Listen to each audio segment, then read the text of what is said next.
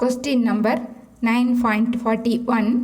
Explain the principles of federal finance. In a federal form of government, there are central, state and local governments. Federal finance refers to the system in which the source of revenue, allocation of revenue, the financial functions and the interrelationship between these forms of governments can be studied. கூட்டாட்சி அரசு என்பது மத்திய, மாநில மற்றும் உள்ளாட்சி அமைப்புகளை உள்ளடக்கியது.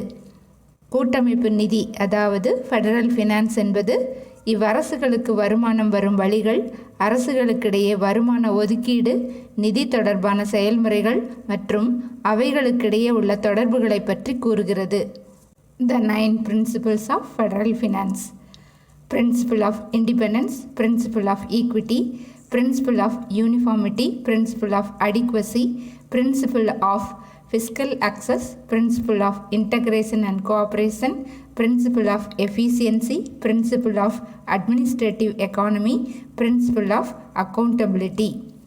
கூட்டரசு நிதியின் கொள்கைகள்: சுதந்திரம், சமத்துவம், ஒரே மாதிரியான தன்மை, போதுமான வருமான வளங்களை பெற்றிருத்தல், நிதி வசதி, ஒருங்கிணைத்தல் மற்றும் ஒன்றுபடுதல், செயல்திறன், நிர்வாக சிக்கனம், பொறுப்பேற்பு ஆகியவை கூட்டமைப்பு நிதியின் கொள்கைகளாகும். Principle of independence. A government should be autonomous and free about the internal financial and fiscal matters. It means that each government should have separate source of revenue, authority to levy taxes, to borrow money to meet the expenditure. Principle of equity. The sources of revenue should be equally distributed among the different states. சுதந்திரம். ஒவ்வொரு அரசும் தன்னாட்சி அதிகாரம் கொண்டதாகவும் தனது நிதியில் சுதந்திரம் பெற்றதாகவும் இருக்க வேண்டும். அதாவது ஒவ்வொரு அரசும் வருமான ஆதாரங்கள், வரி விதிப்பு, செலவுகளை சமாளிக்க கடன் வாங்குவது போன்றவற்றில் அதிகாரம் பெற்றிருக்க வேண்டும். சமத்துவம். மாநிலங்கள் நியாயமான வருவாய் பங்கினை பெறும் வகையில் வருமான வளங்கள் பங்கீடு செய்யப்பட வேண்டும். Principle of uniformity. Each state should contribute equal tax payments for federal finance, but in practice it cannot be followed because the taxable capacity of each unit is not the same. Principle of adequacy of resources. The financial resources of each government should be adequate to carry out its functions effectively. The resources should be elastic to meet its current and future needs. ஒரே மாதிரியான தன்மை. ஒவ்வொரு மாநிலமும் சமமான கூட்டாட்சி நிதிகளை செலுத்த வேண்டும். ஆனால் வரி செலுத்தும் திறன் ஒவ்வொரு பகுதிக்கும் சமமாக இல்லாததால் இக்கொள்கையை பின்பற்ற இயலாது. போதுமான வளங்களை பெற்றிருத்தல். ஒவ்வொரு அரசும் அவற்றின் பணிகளை திறம்பட மேற்கொள்வதற்கு ஏற்ற வகையில் போதுமான அளவில் வளங்களை பெற்றிருக்க வேண்டும். வளங்கள் தற்போதுள்ள தேவைகள் மற்றும் எதிர்கால தேவையை கருத்தில் கொண்டு அதிகரித்து கொள்ளும் வகையில் நெகிழ்ச்சியுள்ளதாக இருக்க வேண்டும். Principle of Fiscal Access.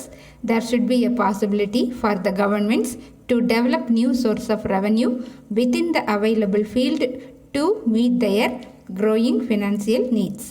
Principle of integration and coordination. There should be well integration and perfect coordination among different layers of the financial system to promote overall economic development of the country. நிதி வசதி. அரசுகள் புதிய வரி ஆதாரங்களை தங்களது பெருகி வரும் நிதி தேவைகளுக்கேற்ப வளங்களை வளர்த்து கொள்ள வேண்டும்.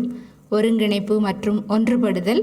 நாட்டின் ஒட்டுமொத்த பொருளாதார வளர்ச்சியை முன்னேற்றுவதற்கு நாட்டின் பல்வேறு அடுக்குகளுக்கிடையே இருக்கும் நிதிமுறைகள் முழுவதும் நல்ல முறையில் ஒருங்கிணைக்கப்பட வேண்டும்.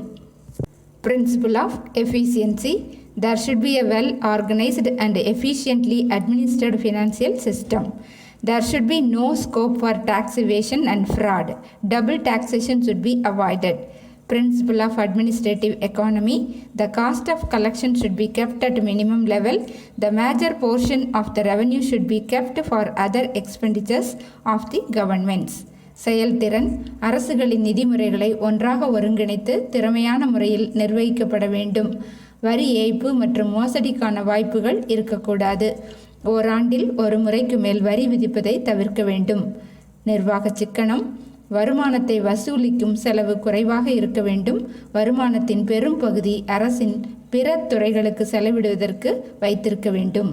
Principle of accountability. The central and the state government should be accountable to their own legislature for financial decisions. It means that the central government to the parliament and the state governments to the state legislative assembly. Thus, the above principles of federal finance should be strictly followed by the federal form of government. பொறுப்புணர்வு. நிதி சார்ந்த முடிவுகளுக்கு ஒவ்வொரு அரசும் பொறுப்பேற்க வேண்டும். அதாவது மத்திய அரசு பாராளுமன்றத்திற்கும் மாநில அரசுகள் அந்தந்த மாநில சட்டசபைக்கும் நிதி சார்ந்த முடிவுகளை தெரிவித்து ஒப்புதல் பெற வேண்டும். இவ்வாறு அனைத்து கூட்டமைப்பு நிதி கொள்கைகளையும் கூட்டாட்சி அமைப்பில் உள்ள அரசுகள் கட்டாயமாக பின்பற்ற வேண்டும்.